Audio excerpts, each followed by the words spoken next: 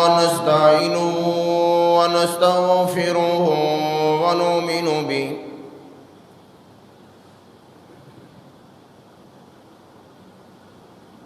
ونؤمن به ونتوكل عليه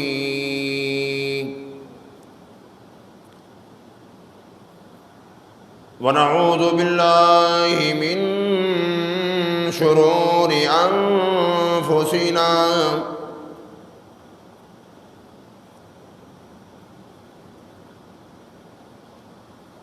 ومن سيئات أعمالنا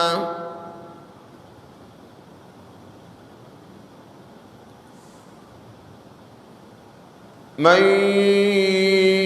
يهده الله فلا مضل له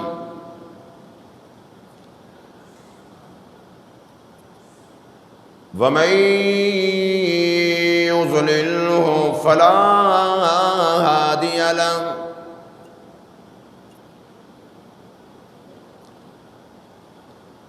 ونشهد أن لا إله إلا الله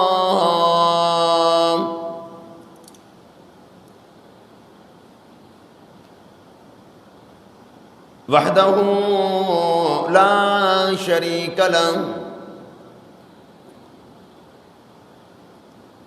لا شريك له ولا نذير له ولا مثال له ولا مثل له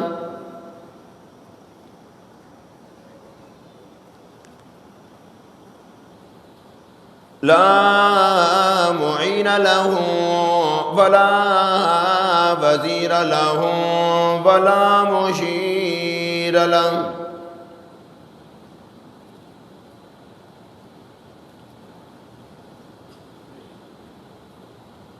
ونشهد أن سيدنا ومولانا وسندنا وكبيرنا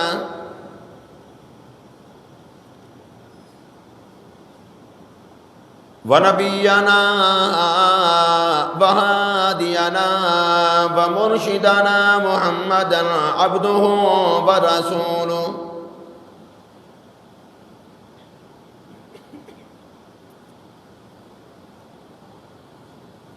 أرسله بالحق بشيرا ونذيرا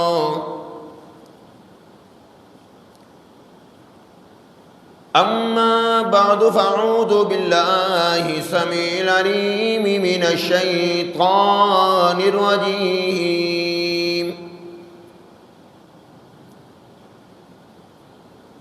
بسم الله الرحمن الرحيم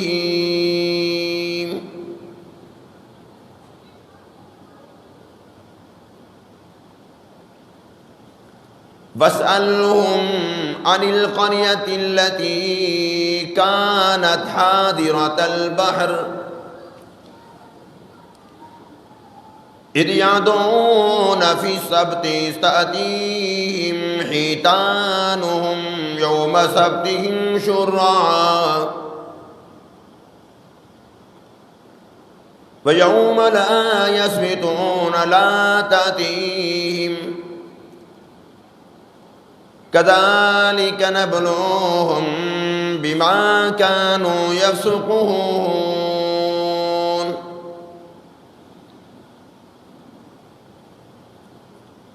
وقال الله تبارك وتعالى وإذ قلنا لهم كونوا قردة خاسئين وقال الله تبارك وتعالى إن الدين عند الله الإسلام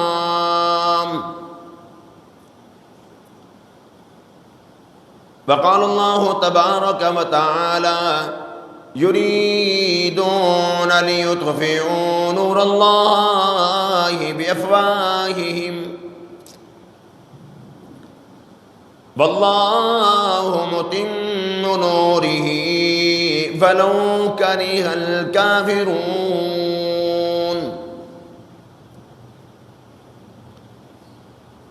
وقال النبي صلى الله تعالى عليه وسلم الإسلام يهدم ما قبله. وقال النبي صلى الله تعالى عليه وسلم ارحم امتی بامتی ابو بکر واشدهم فی امر اللہ عمر واصدقهم حیاء عثمان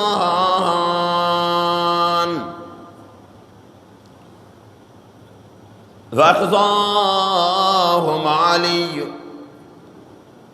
رضوان اللہ تعالیٰ عنہم اجمعین. صدق اللہ العظیم صدق رسولہ النبی الکریم ونحن على ذلك لمن الشاہدین والشاکرین والحمد للہ رب العالمین.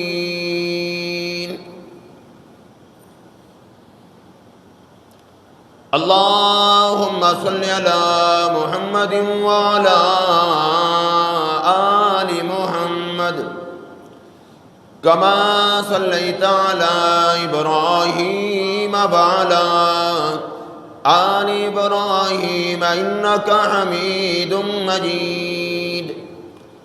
اللہم بارک علی محمد وعلی آل محمد کما بارکت علی ابراہیم وعلی آل ابراہیم انک حمید مجید.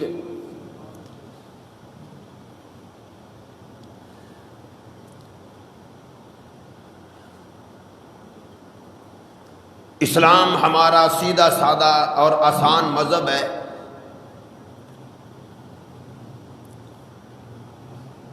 جس آدمی کے دل میں نیت میں فطور ہو تو وہ اسلام کے ہر شعبے کو وہ کنڈی لگانے کی کوشش کرتا ہے.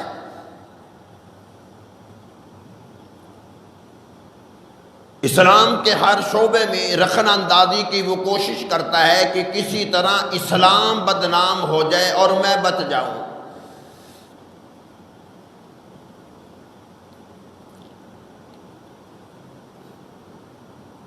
اور اس میں صرف حکومت ملوث نہیں، عوام ملوث نہیں، نام نہاد مولوی بھی ملوث ہے. جیسے کارخانوں میں مال تیار ہوتا ہے ایسے ہی بعض مولویوں کے دل و دماغ میں دین تیار ہوتا ہے.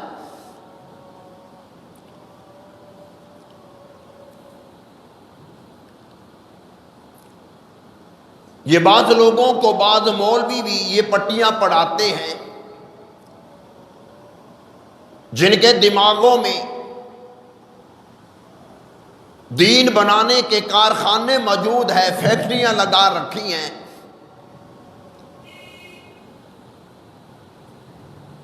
ایسے لوگ بھول جاتے ہیں کہ آخر قبر میں جانا ہے، محمد عربی صلی اللہ علیہ وسلم کے سامنے جانا ہے. قیامت کے دن کیا جواب دے گا؟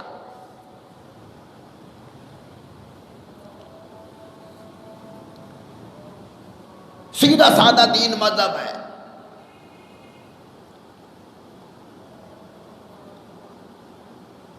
ایک دیہات سے صحابی آئے. بعض روایات کے مطابق یہ ہے کہ پہلے مسلمان ہو گئے تھے اور بعض روایات میں یہ ہے کہ نہیں ابھی مسلمان نہیں ہوئے. حضور اکرم صلی اللہ علیہ وسلم کے پاس آئے. آپ حضرات کو معلوم ہے کہ وہ دیہات کے رہنے والے تھے. ان میں تو ول فریب تو ہوتا نہیں، وہ جب ہی بات کرتے ہیں وہ سیدھی بات کرتے ہیں.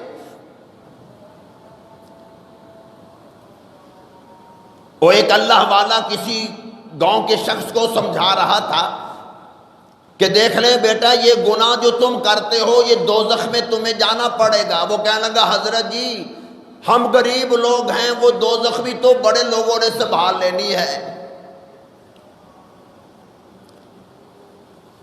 اب اس بیچارے کو دوزخ کا ہی پتہ نہیں، کہنے لگی آپ جیسے بڑوں نے وہ سنبھال لینی ہے، ہمیں کون اندر جانے دے گا؟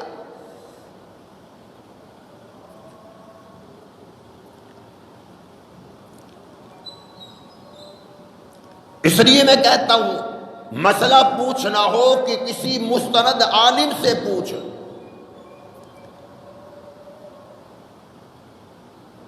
کسی کی بیعت کرنی ہو تو مستند وہ اللہ والا ہو، بزرگ ہو،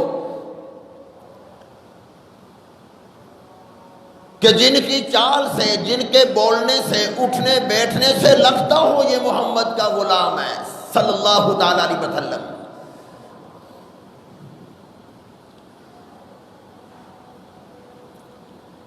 اس لیے قرآن اعلان کر رہا لا ان اولیاء اللہ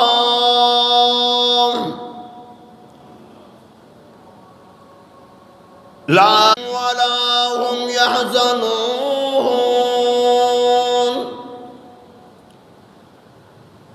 الذين آمنوا وكانوا يتقون۔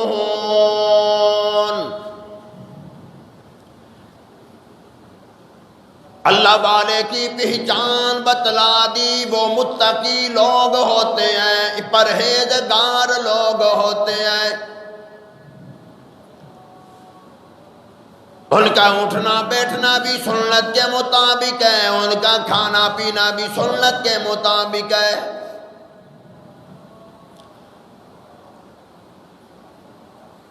سفر حاضر میں، گھر میں، جہاں بھی اسے دیکھو لوگ پہچان جاتے ہیں یہ محمد عربی صلی اللہ تعالی علیہ وسلم کا غلام جا رہا ہے۔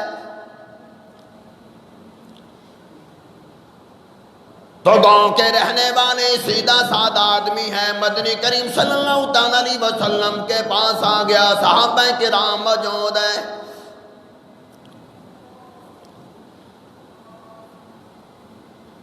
صحابہ کرام سے پوچھنے لگا بتاؤ تم میں شہنشاہ کائنات کون ہے؟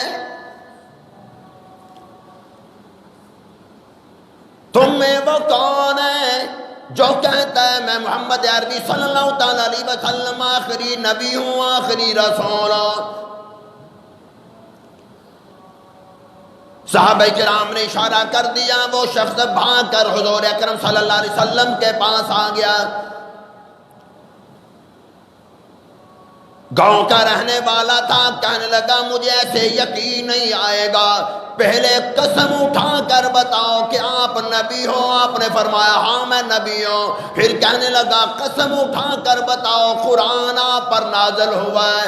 امام الانبیاء نے فرمایا ہاں مجھ پر نازل ہوا ہے۔ پھر کہنے لگا قسم اٹھا کر بتاؤ 5 وقت کی نماز فرض ہے؟ امام الانبیاء نے فرمایا فرض ہے۔ پھر کہنے لگا قسم اٹھا کر بتاؤ حج کیا ہے، زکوٰۃ کیا ہے؟ امام الانبیاء نے سارا بتلا دیا۔ اسی وقت کلمہ پڑھ لیا، کہنے لگا یا رسول اللہ صلی اللہ تعالی علیہ وسلم میں آپ سے وعدہ کرتا ہوں ساری زندگی برادری کو آگے نہیں رکھوں گا، اپنے خاندان کو آگے نہیں رکھوں گا، اپنی آل اولاد کو آگے نہیں رکھوں گا، جب تک میری زندگی ہے ایک ایک سنت پر عمل کروں گا۔ میں آپ سے وعدہ کرتا ہوں ساری زندگی میں اگر رمضان کا مہینہ آ گیا میں روزے رکھا کروں گا۔ میں آپ سے وعدہ کرتا ہوں اگر مجھ پر زکوٰۃ فرض ہو گئی میں زکوٰۃ ادا کروں گا۔ میں وعدہ کرتا ہوں حج کی استطاعت و حج ادا کروں گا۔ وہ تشریف واپس لے جا رہے ہیں۔ امام الانبیاء نے جب 10 قدم ہی ابھی چلا ہوگا، امام الانبیاء نے فرمایا اور صحابہ کرام اگر روئے زمین پر جنتی کو دیکھنا چاہتے ہو اپنے سامنے جانے والے بھائی کو دیکھ لو، یہ سیدھا جنت میں جائے گا۔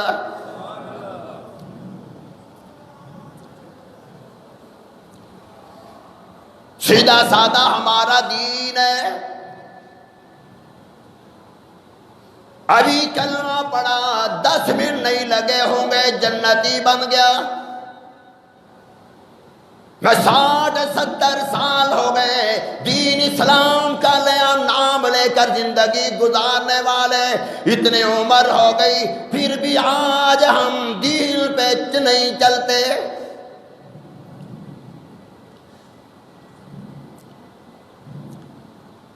وہ 10 منٹ کا صحابی بن گیا، جنتی بن گیا۔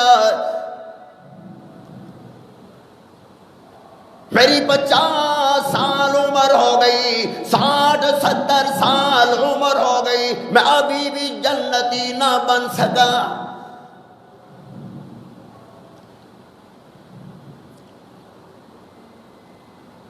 حضور اکرم صلی اللہ تعالی علیہ وسلم سے وعدہ کیا ہے، 5 سال وہ صحابی زندہ رہے۔ مدنی کریم صلی اللہ تعالی علیہ وسلم نے فرمایا 5 سال کے بعد وہ صحابی فوت ہو گئے۔ امام الانبیاء کے پاس وحی آ گئی، تیرا یار ہے، تے اسے پیدا کرنے والا، فلاں گاؤں میں رہنے والا، فلاں پنڈ میں دیہات میں رہنے والا فوت ہو گیا ہے، اور میرے محمد جاؤ اس کو اپنے ہاتھ سے غسل دینا، کفن خود پہنانا، جنازہ خود پڑھانا۔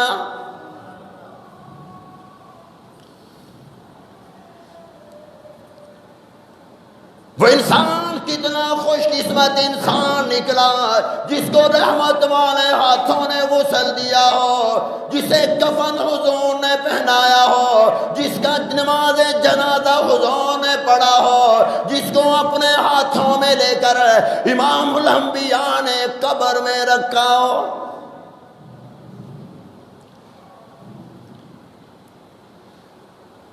اس لیے علماء کرام نے لکھا ہے، بعض جنازے ایسے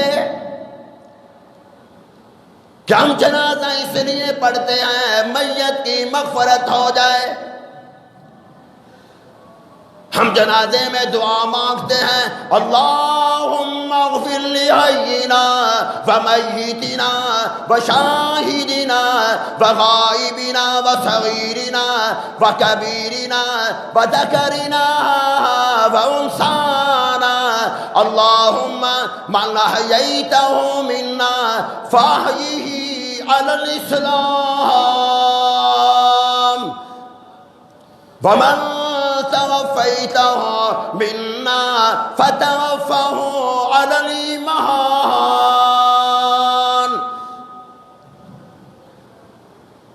دعا مانگ رہے ہیں، الہی ان کی مغفرت فرما دے۔ اور بعض جنازے ایسے کہ پڑھنے والوں کو خدا معاف کر دیتا ہے۔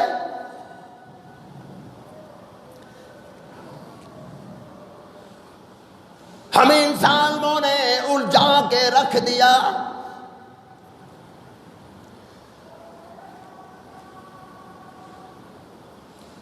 بنی اسرائیل کو پروردگار عالم نے فرما دیا ہفتے کے دن شکار مچھلیوں کا نہیں کرنا۔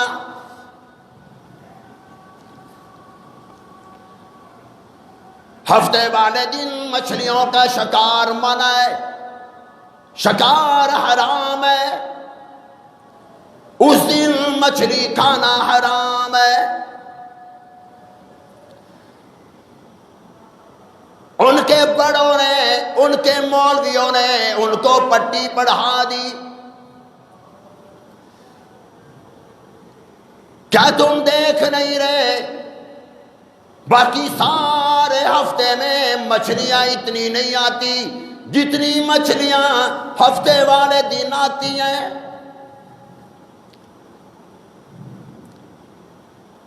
وہ کہنے لگے ہم کیا کریں، ہم نے اللہ کے نبی سے وعدہ کر لیا ہے ہفتے کے دن ہم مچھلی کا شکار نہیں کریں گے، سارے ہفتے مچھلیاں نہیں آتی، ہفتے کے دن زیادہ مچھلیاں آتی ہیں۔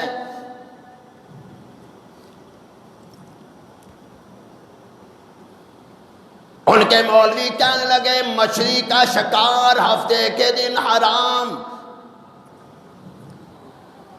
تم ایسا کرو دریا کے ساتھ ایک کھڈا کھود لو، ہفتے والے دن مچھلیاں اس میں جمع کر لو، اگلے دن شکار کر لو،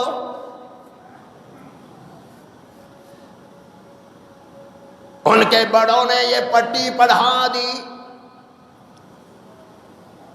ہفتے والے دن دریا کے کنارے پر کھڈا کھود دیا گیا، مچھلیاں کافی مقدار میں اس کھڈے میں چلی گئی۔ اگلے دن شکار ہو رہا ہے، ایسے مکر انہوں نے کیا، ایسی تدبیریں کی، خدا اعلان کر رہا ہے وَيَمْكُرُونَ وَيَمْكُرُ اللَّهُ، فرمایا یہ مکر کرتے ہیں، یہ تدبیریں کرتے ہیں، یہ جانتے نہیں میں کون ہوں۔ وَاللَّهُ خَيْرُ الْمَاكِرِينَ،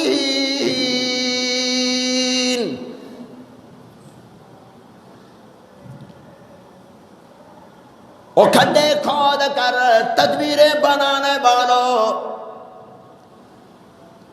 اب تیاری کرو میرا عذاب آ رہا ہے۔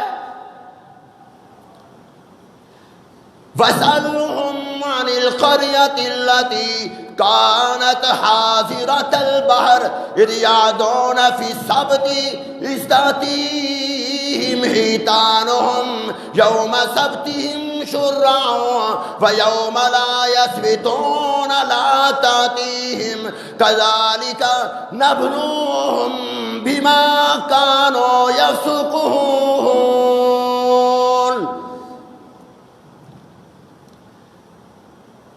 ہفتے والے دن تم نے شکار نہیں کیا لیکن مچھلیاں جمع کر لی،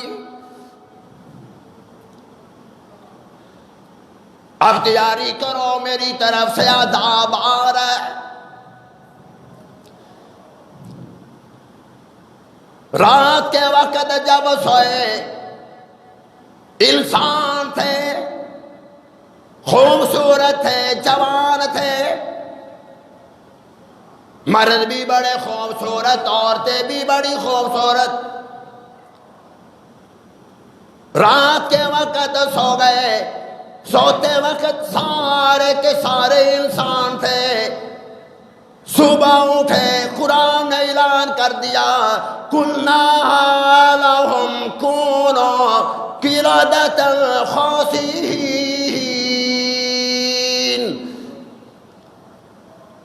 رات جب سوئے انسان تھے، صبح اٹھے ہم نے کتے خنزیر انہیں بنا دیا، ہم نے ان ظالموں کو بندر بنا دیا۔ اور مسلمانوں ہفتے کے دن شکار ان کے لیے منع تھا، شکار نہیں کیا، ہلا سادی کر بیٹھے، کھڈے کھود کر اس میں مچھلیاں جمع کر لی، اگلے دن پکڑ لیتے تھے۔ خدا نے عذاب نازل کر دیا، میں مسلمان ہو کر دغا بازی سے باز نہیں آتا، فراڈ کرنے سے باز نہیں آتا، غلط بیانی کرنے سے باز نہیں آتا۔ خدا کی قسم آمنہ کے لال کی اگر ہمارے ساتھ دعا نہ ہوتی ہم کب کے تباہوں برباد ہو چکے ہوتے۔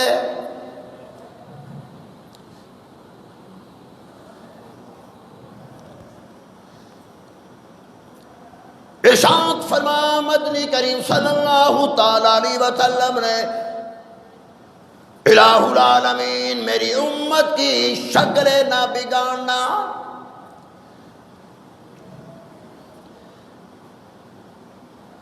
میری امت کو خنزیر بندر نہ بنانا۔ پھر ارشاد فرما مدنی کریم صلی اللہ تعالی علیہ وسلم نے الہ العالمین اگر میں کسی کو بد دعا دے دوں، اگر کسی وجہ سے میں کسی کے خلاف بد دعا کر دوں، الہ العالمین میری بد دعا کو دعا میں تبدیل کر دینا۔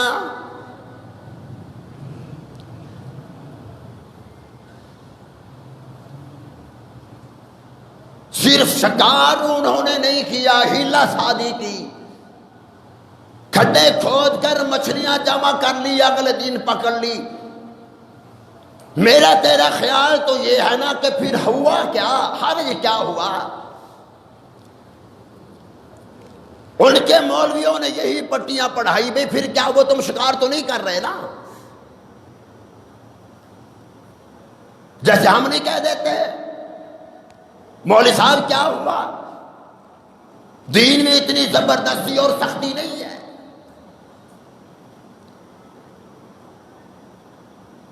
یہ میرے تیرے باپ کا دین نہیں، یہ دین خدا نے بھیجا، سرکار دو عالم صلی اللہ علیہ وسلم پہ آیا۔ اگر دین اسلام کا پوچھنا ہو، امیر حمزہ کی قبر سے جا کے پوچھ کے آ کہ تیرے 14 ٹکڑے کیوں ہوئے تھے۔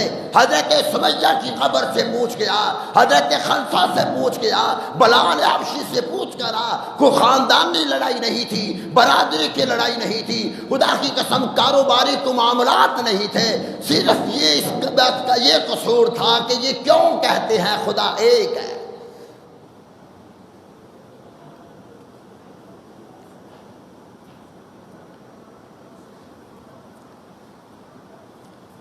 جن کو علی باغ کا پتہ نہیں وہ چینلوں پہ آ کر دین کے بارے میں بحث کرتے ہیں۔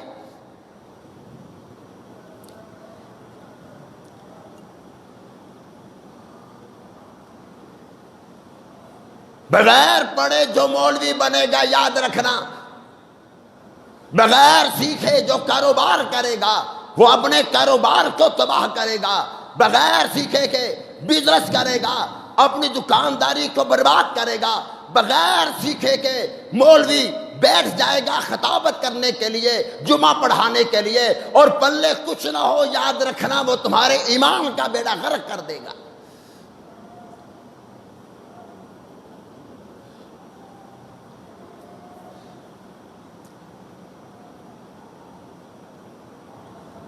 یہ ہمارے ابے کا دین ہے، سارے کے سارے مولوی بن کر بیٹھ گئے۔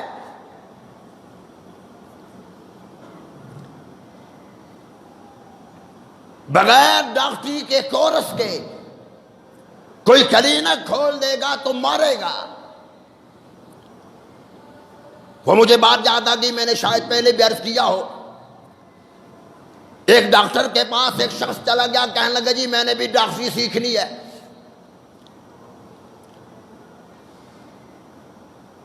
اس نے اس کو اپنی کلینک پہ بٹھا دیا۔ گاؤں کا ماحول تھا تو ایک گاؤں سے ایک آدمی اپنی بھینس لے کر آیا۔ ڈاکٹر صاحب کو کہنے لگا کہ بھینس میری سیب کھا رہی تھی، حلق میں سیب پھنس گیا۔ اس ڈاکٹر صاحب نے سیکھنے والے کو کہا کبھی اینٹ اٹھا کر لاؤ۔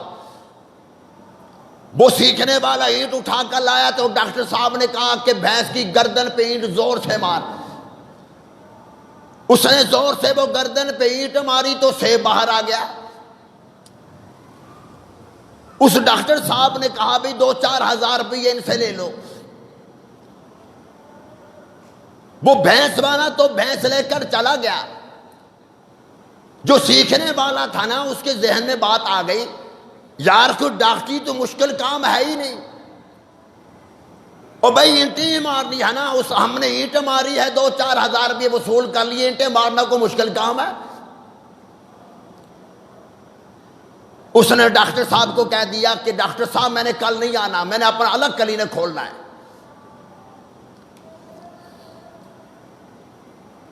وہ بیچارہ کھول کر بیٹھ گیا۔ ایک بابا جی آ گئے، کہنے لگے پتہ نہیں کیا ہو گیا کہ میرے حلق میں کھانا ہی پھنس گیا،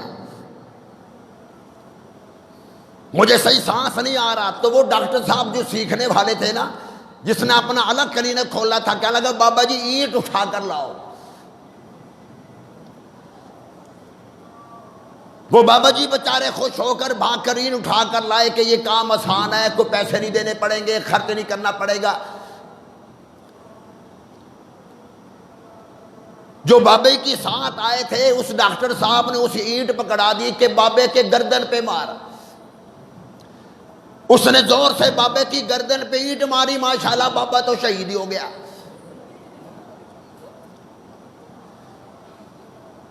اب اس کے بچوں کو پتا چلا کہ ہمارا بابا فلاں ڈاکٹر نے مار دیا.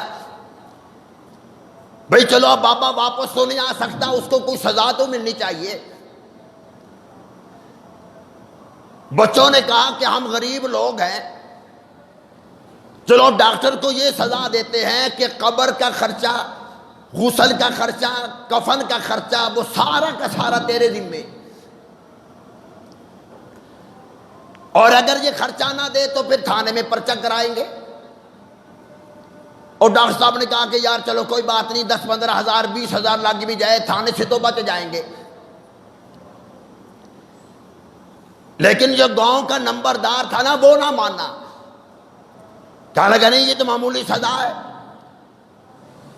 نمبردار نے فیصلہ کیا غسل کفن دفن کا سارا خرچہ ڈاکٹر صاحب کے ذمے، اور بابے کی 4 پائی ڈاکٹر اکیلے ہی قبرستان اور جنازگاہ میں لے کر جائے گا، کوئی اور نہیں پکڑے گا. اور ڈاکٹر صاحب نے کہا کہ یار یہ بھی مجھے منظور ہے، بس مجھے تھانے سے بچا. اب سارا خرچہ وہ خود کیا. اب جنازگاہ میں بابے کی 4 پائی بیچارے نے اکیلے نے اٹھا کر رکھی ہے، بڑا پڑا کلمہ شہادت. اب نمبردار کا فیصلہ تھا بھئی کسی اور نے 4 پائی کو ہاتھ نہیں لگانا. وہ بیچارہ کلمہ شہادت کا ورد ہی کرتا رہا، اکیلا اٹھا کر جنازگاہ میں لے گیا. اور جنازگاہ سے قبرستان جو ہے وہ 3 کلومیٹر کے فاصلے پہ. اب جنازے کے بعد وہ بیچارہ ڈاکٹر صاحب جو ہے وہ خود ہی 4 پائی اٹھائی اور قبرستان جا رہا ہے، 3 میل قبرستان. اب جیسے کیسے بھی ہے وہ دفنا کر واپس آ گئے. اگلے دن ڈاکٹر صاحب نے پھر کلینے کھول لیا. جب کلینک کھولا تو دوسرے گاؤں سے، کسی اور علاقے سے ایک اور بابا آ گیا. کہنے لگا ڈاکٹر صاحب کھانا کھا رہا تھا، پتہ نہیں کیا ہو گیا، سانس ہی بند ہو گیا. ڈاکٹر صاحب کہنے لگے بابا جی علاج میں تیرا کر دیتا ہوں، لیکن پہلے یہ بتا قبرستان کتنی دور ہے.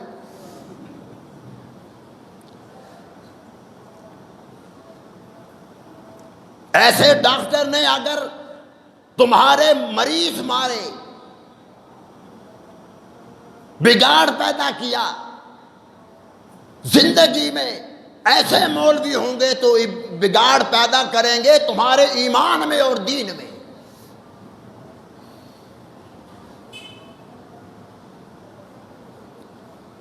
تو اس لیے دعا کیا کرو الہ العالمین ایسے مولویوں سے بھی خدا ہماری حفاظت فرمائے کہ جن کو دین اسلام کا خود ہی پتہ نہ ہو اور وہ تمہیں جمعے پڑھا رہے ہیں اور بیانات کر رہے ہیں.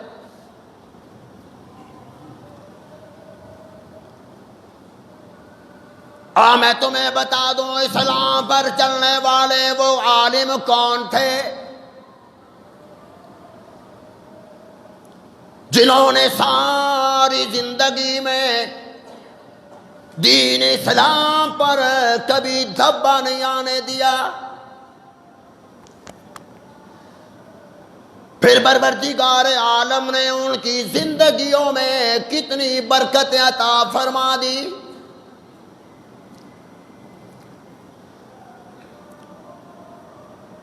کتنے ایسے لوگ تھے، کتنی مبارک زندگی گزارنے والے. اب تمہیں اس بات پہ شاید یقین نہ آئے، ہم ولیوں کو بھی مانتے ہیں، ولیوں کی کرامتوں کو بھی مانتے ہیں، پیروں کو بھی ہم مانتے ہیں، لیکن پیر ہو پیڑ نہ ہو. ارے جو پیر ہوتا ہے خدا کی قسم وہ تو پیڑ دور کرتا ہے، جو پیڑ لگاتا ہو وہ بڑا پیر ہے.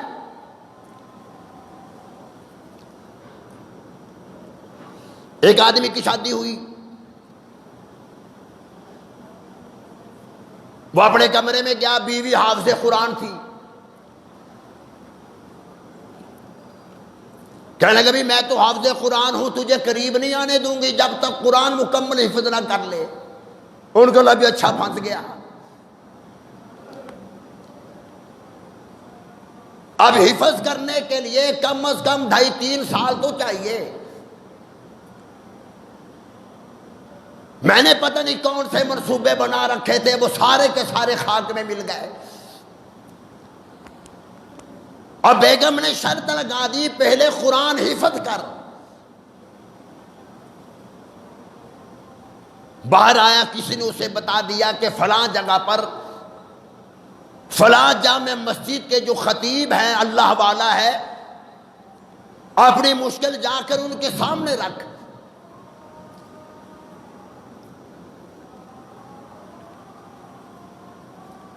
اب بیچارہ بھاگ کر گیا. ایسے کاموں میں تو بڑی جلدی ہوتی ہے ہر انسان کو.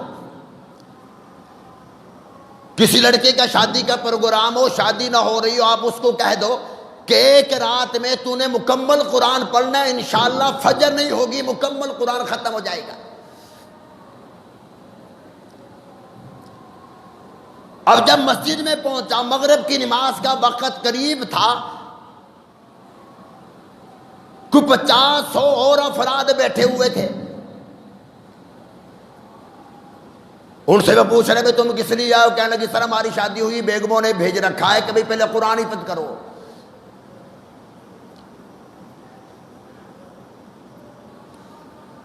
اللہ والا نماز کے لیے جب آتا ہے، اللہ والا نے پوچھا بھئی ہمارے محلے کے نہیں لگتے، کہاں سے آئے ہو؟ ہر ایک نے اپنا اپنا علاقہ بتایا، فلاں جگہ سے آیا ہوں، فلاں جگہ سے آیا ہوں. پروگرام کیا ہے، ارادہ کیا ہے، آئے کس لیے ہو؟ نہ کسی نے کاروبار کی پرابلم بتلائی، نہ کسی نے بچوں کی نافرمانیوں کی پرابلم بتلائی. سب کی ایک ہی پرابلم تھی کہ شادی ہو گئی، ہماری بیویاں حافظ قرآن ہے، وہ کہتے پہلے قرآن حفظ کرو پھر کمرے میں آنا.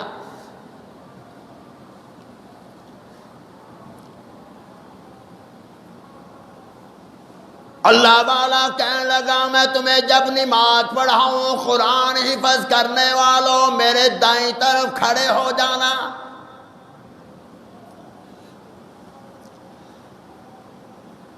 وہ سارے کے سارے دائیں طرف کھڑے ہو گئے. علماء کرام نے لکھا ہے ادھر اللہ والے نے سلام پھیرا، وہ سارے کے سارے حافظ قرآن تھے.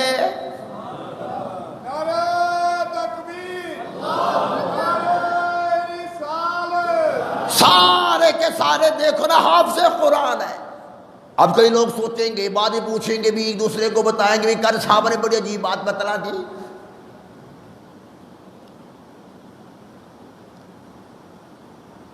پھر کئی لوگ سوچ رہے ہوں گے یہ صحابہ کرام کیوں نہیں ایسا بنے؟ اصحاب صفہ کا جو مدرسہ کھول رکھا تھا، حضور فرما دیتے میری دائیں طرف کھڑے ہو جاؤ، یہ پیغمبر کا معجزہ ہوتا، وہ سارے کے سارے حافظ قرآن بن جاتے. مجھے یہ بتاؤ کہ نبی کو خوشبو کی ضرورت تھی؟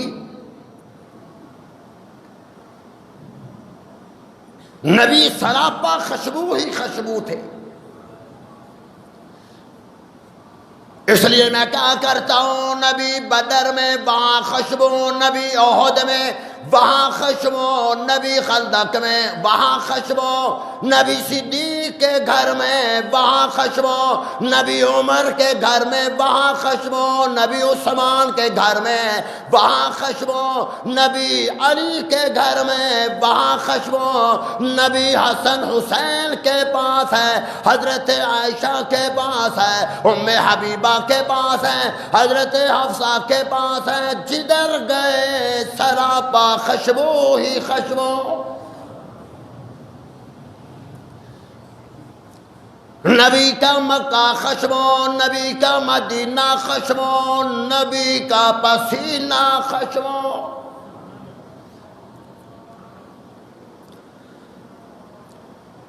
اس کے باوجود بھی مدنی کریم صلی اللہ تعالی علیہ وسلم خوشبو استعمال کیا کرتے تھے.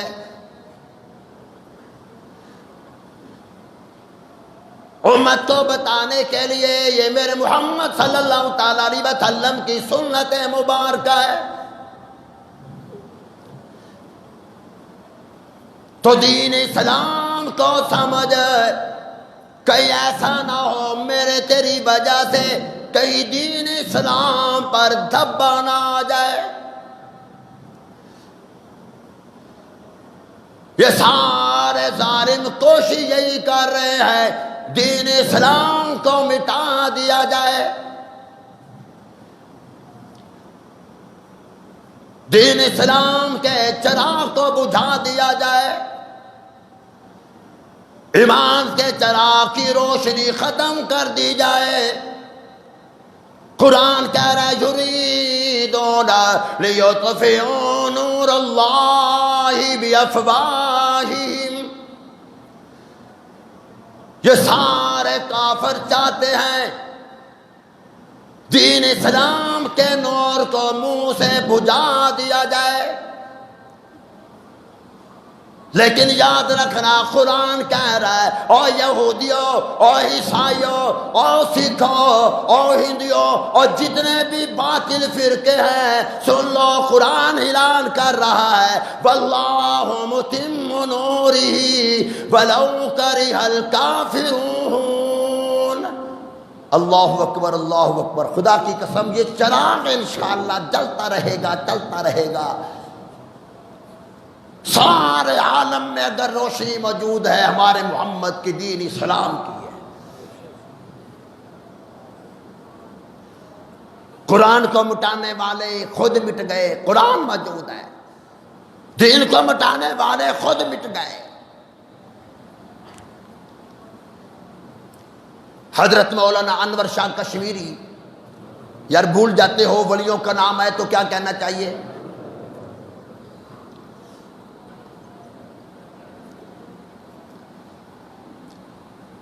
دارالعلوم دیوبند کے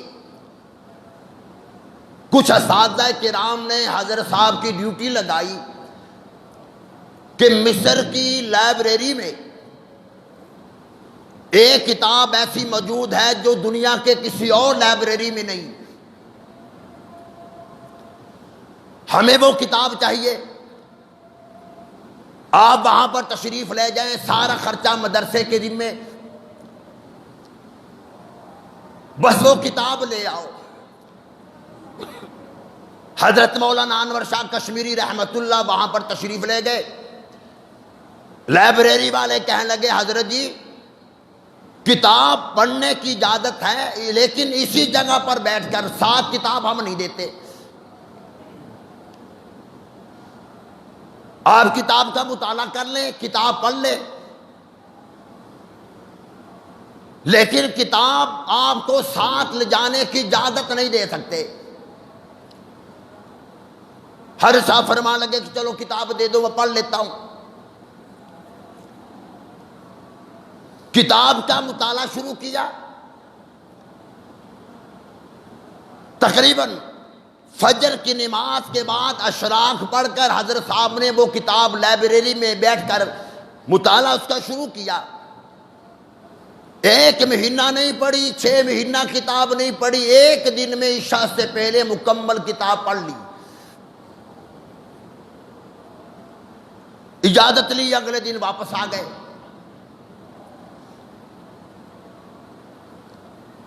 دارالعلوم دیوبند میں آئے تو حضرت صاحب فرمان لگے بھئی انہوں نے کتاب ساتھ لانے کی اجازت نہیں دی۔ مدرسے والے کہنے لگے حضرت جی پھر تو خرچہ ایسے ہی پڑ گیا، آپ کی ٹکٹ کا بھی انتظام مدرسے کی طرف سے ہوا، یہ سارا کا سارا خرچہ مدرسے کے ذمہ پڑ گیا۔ حضرت صاحب فرمانے لگے آپ لوگ مجھے صرف ایک دن دے دو۔ حضرت جی کتاب کہیں اور کسی اور لائبریری کے اندر بھی موجود ہے، آپ وہاں سے لا دو گے؟ فرمان لگے نہیں، یہ تمہیں کل بتاؤں گا۔ 600 صفحات کی کتاب ہے، حضرت صاحب نے رات کو لکھنا شروع کر دی، وہ ساری کی ساری کتاب لکھ دی، اور صبح مدرسے میں وہ کتاب اپنے ہاتھ سے لکھی ہوئی جمع کرا دی. فرمانے لگے یہ کتاب آپ مصر میں بھیجو، مصر کی لائبریری میں.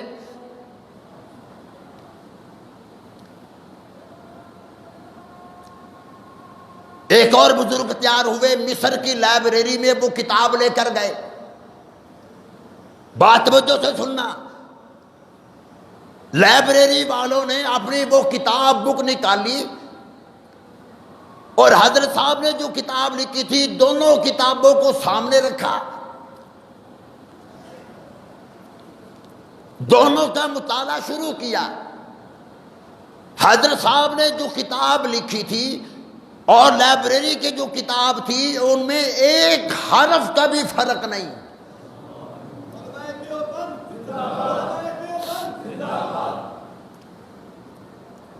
یعنی یہ بھی نہیں کہ جو بات صفحہ نمبر 5 پہ تھی وہ حضرت صاحب نے صفحہ نمبر 6 پہ لے کر آ گئے، جو بات سطر 5 میں تھی وہ 6 میں آ گئی یا 7ویں میں آ گئی.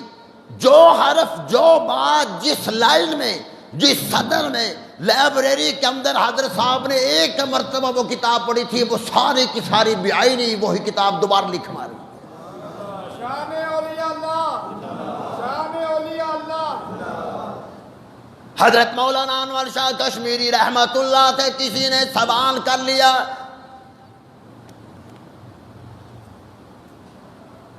حضرت جی آپ کا اتنا حافظہ کیسے قوی ہوا، اتنا حافظہ کیسے ہو گیا؟ انور شاہ کشمیری رحمت اللہ فرمانے لگے مدنی کریم صلی اللہ تعالی علیہ وسلم کی مجھے زیارت ہوئی تھی. میں نے عرض کی یا رسول اللہ صلی اللہ تعالی علیہ وسلم، ساری دنیا کالجوں والے، یونیورسٹیوں والے، سکولوں والے، لائبریریوں والے، سارے کے سارے اپنے بڑوں کی کتابوں کا مطالعہ کرتے ہیں، میں آپ کی حدیث کا مطالعہ کرنا چاہتا ہوں. یا رسول اللہ صلی اللہ تعالی علیہ وسلم آپ میرے لیے دعا فرما دے. مدنی کریم صلی اللہ تعالی علیہ وسلم نے خواب کے اندر ہی دعا فرما دی. فرمانے لگے اللہ نے میرے اتنا حافظہ کر دیا ہے، اگر 1000 صفحے کی کتاب ہو اور ایک مرتبہ ساری کتاب میں ایک مرتبہ دیکھ لوں، وہ ساری کی ساری کتاب مجھے زبانی یاد ہو جاتی ہے.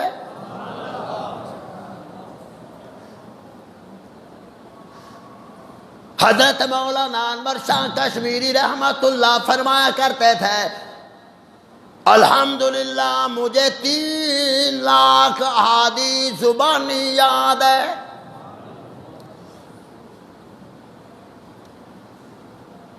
یہ وہ لوگ تھے جنہوں نے نبی کے دین پر ایک حرف نہیں آنے دیا. مدنی کریم صلی اللہ تعالی وسلم کی دین کا خیال رکھا، اسلام کا خیال رکھا، قرآن کا خیال رکھا. اور ایک ہم یار معمولی بات ہے، ہم کیا کہہ دیتے ہیں، اور یار قاری صاحب کیا کریں، بچے ہیں، بچے نہیں مانتے، وہ فوجی بینڈ لے کر آگے میں کیا کروں. بابا جی تمہارے دل میں میل ہے، اگر میل نہ ہوتا یہ کبھی ایسا کام نہ ہوتا.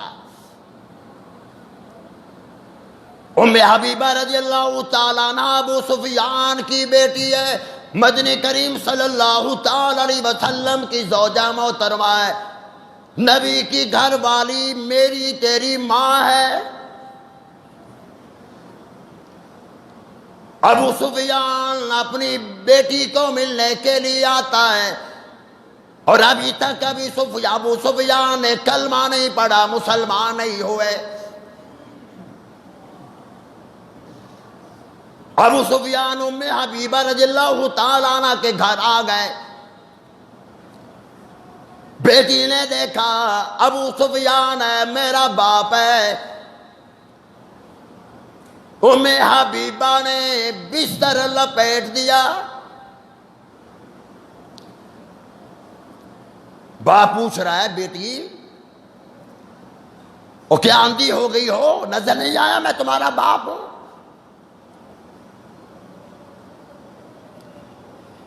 اور بیٹی باپ کے لیے بستر بچھائے جاتے ہیں، میکے والوں کے لیے نئی نئی بیڈ شیٹیں بچھائی جاتی ہیں، میکے والوں کے لیے نئے نئے کمبل رکھے جاتے ہیں، باپ کے لیے، ماں کے لیے، بہن بھائیوں کے لیے طرح طرح کے کھانے بنائے جاتے ہیں اور بستر بچھائے جاتے ہیں. اور میری بیٹی تو نے بچھا ہوا بستر لپیٹ دیا.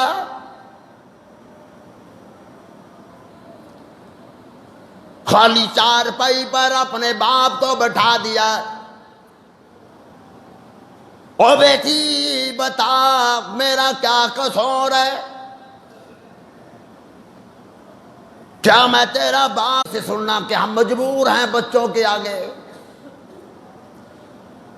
ہم کیا کریں، باپ نے کہہ دیا ہم کیا کریں، بچے ہیں نہیں مانتے. ارے جو لوگ باطل پہ ڈٹ جاتے ہیں تم حق پر کیوں نہیں ڈٹ جاتے؟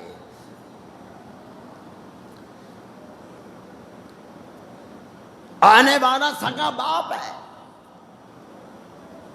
ام حبیبہ رضی اللہ تعالیٰ عنہ سرکار کی گھر والی ہے، ابو سفیان کی بیٹی ہے. باپ کو دیکھ کر بستر لپیٹ دیا. ابا جان بستر اس لیے لپیٹا ہے کہ تو نے ابھی کلمہ نہیں پڑھا، ابھی تو نجس ہے، ناپاک ہے، اور یہ میرے محمد کا بستر پاک ہے. اس لیے علماء کرام نے لکھا ہے نبی پاک ہے، نبی کا گھر پاک ہے، نبی کا مکہ پاک ہے، نبی کا مدینہ پاک ہے، نبی کی بیویاں پاک ہے. خدا کی قسم نبی کے سارے صحابہ پاک ہے. تاجدار ختم نبوت، تاجدار ختم نبوت. ابو بکر صدیق پاک ہے، عمر پاک ہے، عثمان پاک ہے، علی پاک ہے، سارے صحابہ پاک ہے. خدا کی قسم سارے اہل بیت پاک ہے.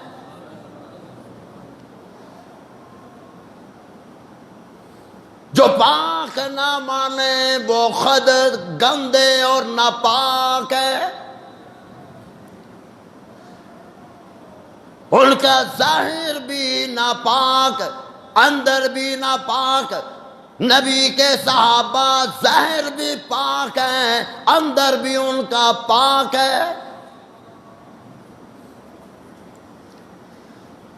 نبی کے سارے صحابہ پاک، نبی کا بستر پاک.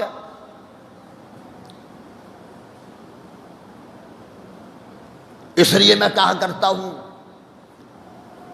ہجرت کی رات علی کو بستر ملا ہے سرکار دو عالم صلی اللہ علیہ وسلم کا. علی کی اپنی شان ہے، علی کو بستر ملتا ہے سرکار کا. علی تیری قسمت میں قربان جائے، تجھے سرکار کا بستر ملا ہے. صدیق تیری قسمت میں بھی قربان جائے، تجھے بستر والا ملا ہے. شان صحابہ، شان صحابہ، شان اہل بیت. اچھا ایک اور بات بتا دوں، موضوع تو میرا ہجرت نہیں، لیکن بات علی کی آگے، صدیق کی آگے کی بات عرض کر دیتا ہوں. حضرت علی رضی اللہ تعالیٰ عنہ کو حضور صلی اللہ علیہ وسلم کا بستر ملا. حضرت علی فرماتے ہیں کہ مجھے جتنی سکون کی نیند اس رات آئی کبھی نہیں آئی۔ اب سوال ذہن میں آتا ہے، کیا علی مرتضیٰ رضی اللہ تعالیٰ عنہ کو پتہ نہیں تھا کہ دشمن حضور کو قتل کرنے کے لیے آئے؟ سارے گھر کا محاصرہ ہے اور حضور صلی اللہ علیہ وسلم کو اللہ نے حکم دے دی یہاں سے چلے جاؤ۔ علی کو پتہ نہیں تھا کہ دشمن حضور کا پیچھا کر رہے ہوں گے؟ ارے جس آدمی کو جس سے محبت ہو، جس سے پیار ہو اور محبوب خطرے میں ہو تو بھلا آدمی کو نیند آتی ہے؟ اور محبوب بھی سرکار دو عالم صلی اللہ علیہ وسلم ہو اور پتہ بھی ہو کہ دشمن میرے محبوب کا پیچھا کر رہے ہوں گے، قتل کرنے کے لیے آئے ہوئے ہیں، لیکن علی پھر بھی فرماتے ہیں مجھے میٹھی نیند آ گئی۔ کیوں نیند آئی؟ علی نے پوچھا یا رسول اللہ صلی اللہ علیہ وسلم اب آپ اکیلے جاؤ گے؟ مجھے ساتھ لے جاؤ۔ فرمایا نہیں، تو بستر پر آرام کر، کافروں کی امانتیں ہیں تیرے سپرد، ان کو امانتیں دے دینا۔ یا رسول اللہ پھر اکیلے؟ فرمایا نہیں، میرا صدیق جو ساتھ ہوگا۔ ابو بکر کا نام علی نے سنا، علی کو میٹھی نیند آ گئی، صدیق میرے محبوب کے ساتھ جا رہا ہے، آپ پریشان ہونے کی ضرورت ہی نہیں ہے۔ شان حضرت ابو بکر صدیق، شان حضرت ابو بکر صدیق۔ علی جانتا تھا، علی جانتے تھے ابو بکر صدیق محبوب کے ساتھ جا رہے ہیں، صدیق کر تو جائے گا، مر تو جائے گا، لیکن میرے محبوب کا ساتھ نہیں چھوڑے گا۔ تو ابو سفیان کہنے لگا میری بیٹی بستر کیوں لپیٹ دیا ہے؟ بیٹی ام حبیبہ رضی اللہ تعالیٰ عنہ کہنے لگی او میرے والد تو میرا باپ ہے، ٹھیک ہے، لیکن تجھے معلوم نہیں جو بستر میں نے لپیٹا ہے یہ بستر کس کا ہے؟ یہ بستر اس نبی کا ہے، اس پیغمبر کا ہے، سرکار دو عالم صلی اللہ تعالی علیہ وسلم کا ہے۔ اس بستر پر آرام کیا کرتے ہیں، اس بستر پر جبرائیل بیٹھ کر خدا کا قرآن لے کر آتا تھا۔ اور میرے ابا جان یہ بستر پاک ہے، میرے میاں کا بستر ہے، مدنی کریم صلی اللہ تعالی علیہ وسلم کا بستر مبارک ہے، پاک بستر ہے، اور تو نے ابھی کلمہ نہیں پڑھا، تو نہ پاک ہے، میں نہ پاک ہو، چاہے میرا باپ ہی کیوں نہ ہو، میں کسی نہ پاک ہو محمد کے پاک بستر پر بیٹھنے کی اجازت نہیں دے سکتی۔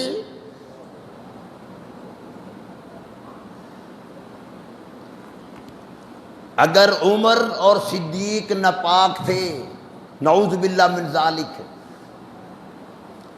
ابو بکر عمر منافق تھے، نعوذ باللہ،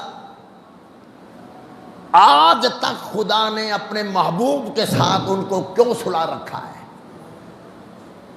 بتا دیا نبی بھی پاک ہے، نبی کے ساتھ سونے والے بھی پاک ہے، پیغمبر بھی پاک ہے، نبی کا روزہ بھی پاک ہے، صدیق بھی پاک ہے، عمر بھی پاک ہے۔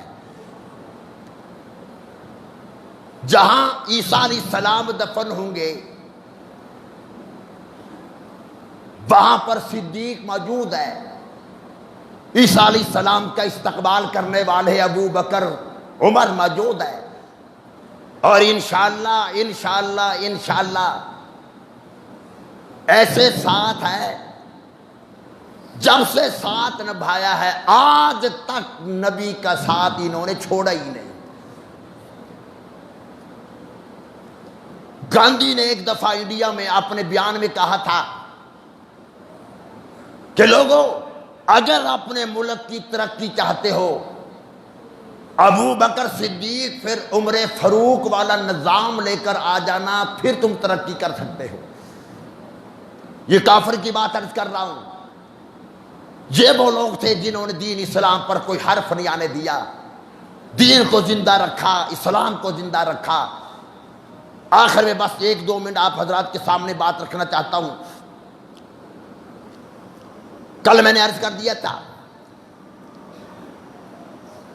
رمضان مبارک کے مہینے میں یورپی یونین نے ایک قرارداد پیش کی جس کی منظوری بھی ہو گئی۔ پاکستان سے چند مطالبات انہوں نے کیے، ان میں سے ایک مطالبہ یہ تھا کہ شگفتہ نامی عورت اور شفقت نامی آدمی جس نے سرکار کو گالیاں دی، قرآن کو گالیاں دی، 2014 میں توبہ ٹیک سنگھ کی عدالت نے ان کو سزائے موت کے آرڈر دیے، تو انہوں نے مطالبہ کیا، دونوں کا باقاعدہ نام لے کر مطالبہ کیا ان دونوں کو رہا کیا جائے۔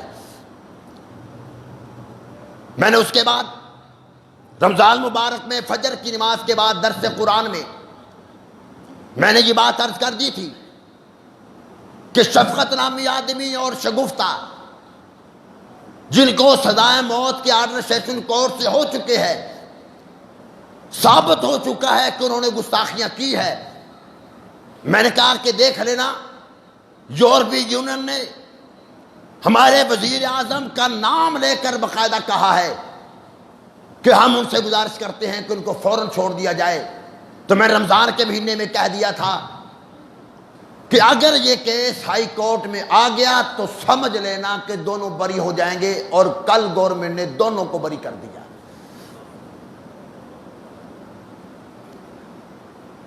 سیاسی بات نہ سمجھنا، نبی کے مدینے میں پیدل چلنے والا، ننگے پاؤں چلنے والا نبی کے گستاخوں کو رہا کرتا ہے۔ کاش ایک اعلان یہ بھی ہو جائے کہ میں نبی کے گستاخوں کو نہیں چھوڑوں گا۔ کون اعلان کرے، کون جرت کرے؟ آسیہ ملونہ رہا ہوئی، بے شک سپریم کورٹ نے کیا، لیکن باہر جا کر پریس کانفرنس میں باقاعدہ میرے پاس ویڈیو موجود ہے کہ ہمارے وزیر اعظم صاحب نے کہا کہ میں نے خود ان کو رہائی دلوائی ہے، اور اب جو مطالبہ انہوں نے کیا تھا وہ پورا کر دیا گیا۔ 63 لوگ اب بھی ہماری جیلوں کے اندر موجود ہیں جن کو گستاخیوں کی وجہ سے سزائے موت ہو چکی ہے۔ یہ لوگ آہستہ آہستہ کر کے ان کو رہا کر رہے ہیں۔ ہمارا مطالبہ یہ ہے کہ جن کو عدالتوں سے سزائے موت کے آرڈر ہو چکے ہیں، وہ گستاخی کر چکے ہیں اور ثابت ہو چکے ہیں، تو ان کو فوراً سزائے موت دی جائے۔ کیا ہمارا مطالبہ غلط ہے؟ کہ عدالتوں میں ثابت ہو گیا اور عدالتوں نے ان کو پھانسی کا آرڈر دے دیے۔ میں صرف موجودہ حکومت کی بات نہیں کر رہا، پچھلے حکومتوں نے بھی ان کو سزائے نہیں دی، ایسا ایسا ان کو چھوڑا جا رہا ہے۔ کچھ بھی ہو جائے، کچھ بھی ہو جائے، کچھ بھی ہو جائے، خدا کی قسم نبی کا دین رہے گا، نبی کا اسلام رہے گا، قرآن رہے گا، پیغمبر کا دین رہے گا۔ اسے مٹانے والے خود مٹ جائیں گے۔ خدا کی قسم نہ ملک پاکستان کو مٹایا جا سکتا ہے، نہ نبی کے دین اسلام کو مٹایا جا سکتا ہے۔ وآخر دعوانا الحمدللہ۔